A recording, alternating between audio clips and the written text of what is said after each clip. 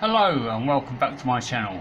Today we have a Ford Galaxy, a 2005, and the customer brought it to me to have the front drive shafts replaced. He brought me two brand new drive shafts. Don't know the quality, but we're changing them anyway because that's what he wanted. Because apparently the gaiters are split, and he said it'd rather be easier to change the whole shaft than to change the gaiters. So let's see what we got. Right, this is what we've got to change. He's got two of the same. They're GUV make, and their part number it's upside down, but it says DS39 shafts, and they are purely bolt-on shafts. Let's get the box here. Let's do it on here.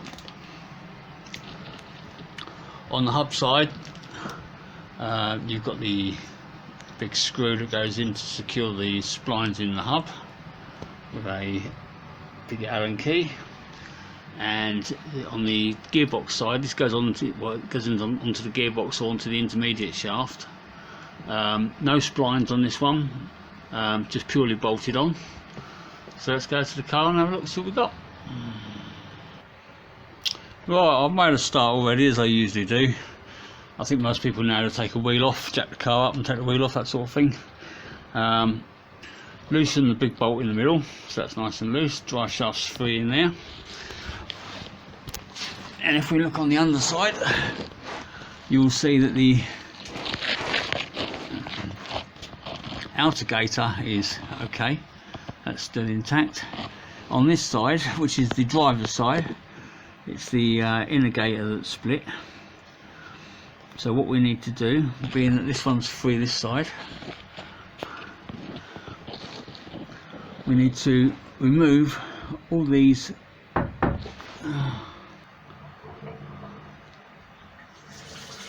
where was I? Right, let's just wait for this drain to finish gurgling behind me. Right, if it's not one thing it's another. So where were we? Right, outer drive shaft's okay. It's the inner drive shaft which is all split, and there's no splines on this because this drive shaft goes onto the, oh, hang on a second. Right, no splines. This outer shaft bolts onto the intermediate shaft, which goes from the intermediate bearing to the gearbox on this side because it's a longer shaft. On the other side you've just got a single shaft.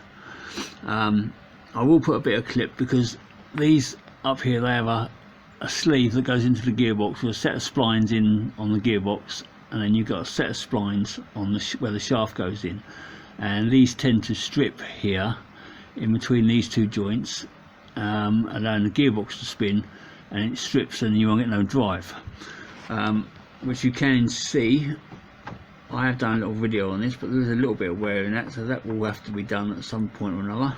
But for the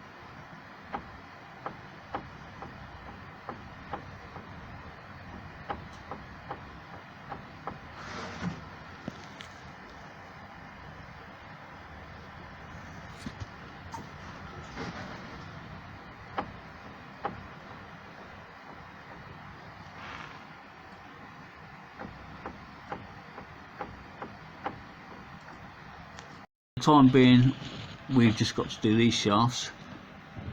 So my next move is to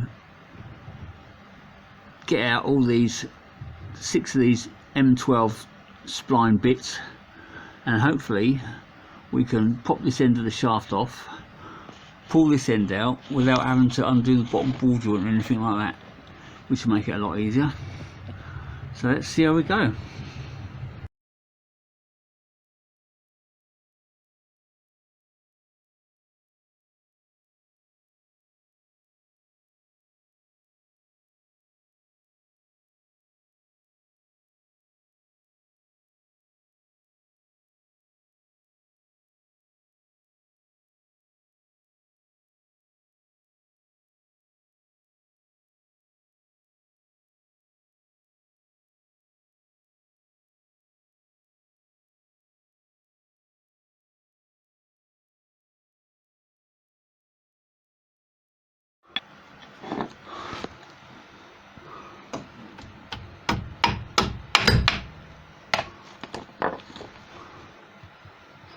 That came off nice and easy. Right, let's see if we can let's take this bolt out of here.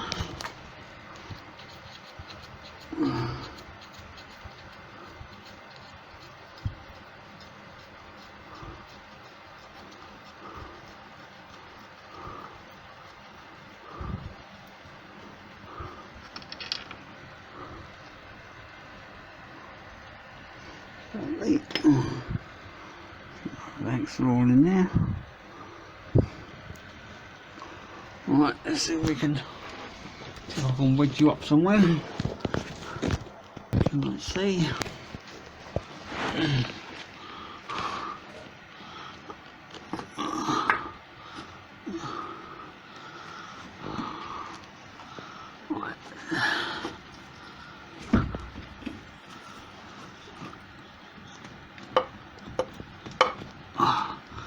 Oh, I'm going to put the camera down, I think.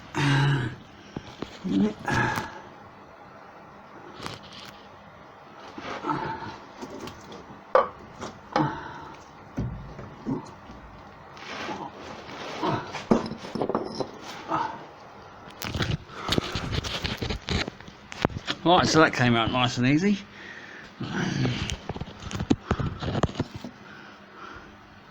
Just got a flat flange on that end. Slightly different design, and the short splines on that end. Right, let's go and compare it to what we've got. Right, matching them up side by side, they both look fairly good. The heads are nice, the same, splines are the same. Slightly different mounting features on the back. The old one had like a spring set up in between each pair of bolt holes, and this one's just got the flat ring, and it's got a complete ring rather than little inserts, but I've measured it all looks the same. So let's go ahead and slot that back together. Right, that's where it came off, that's where the shaft bolts on. You just got your got your 6 bolts in your flange where your little circle sits in, and it comes straight out the hub.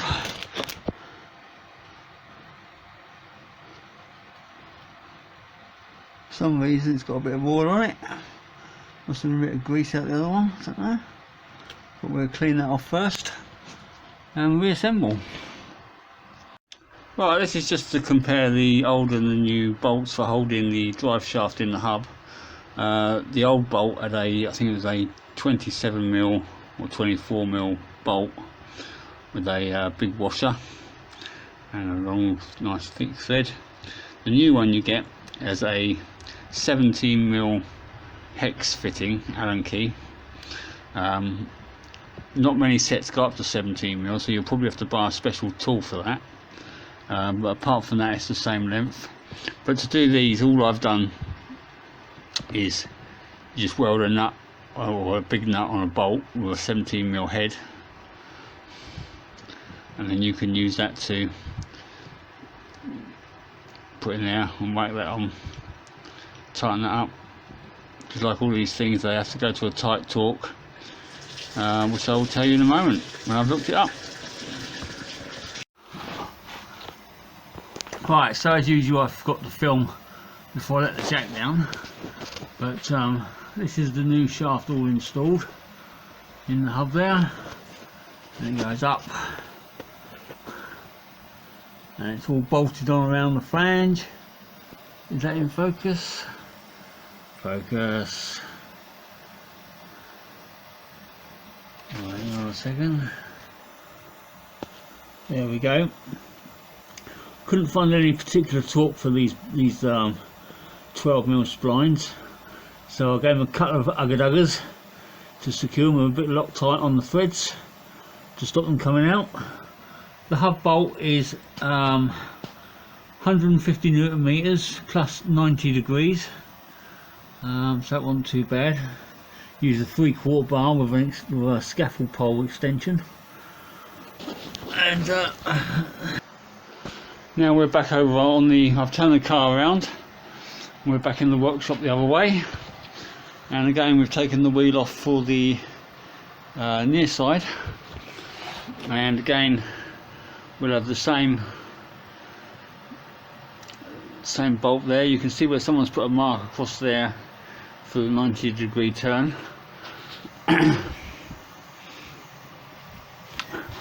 And again on this one, on the near side one, which is the same, the gator's split there. I think the gator's all right on the inside, but we've got the same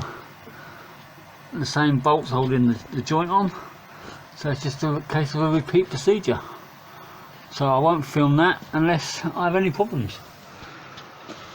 Okay guys, hang on. Okay guys, thanks for watching and thanks for joining me on this little repair. I hope this helps somebody. I couldn't find many of these online, so it might just give someone a heads up. So until next time, thanks for watching and bye for now.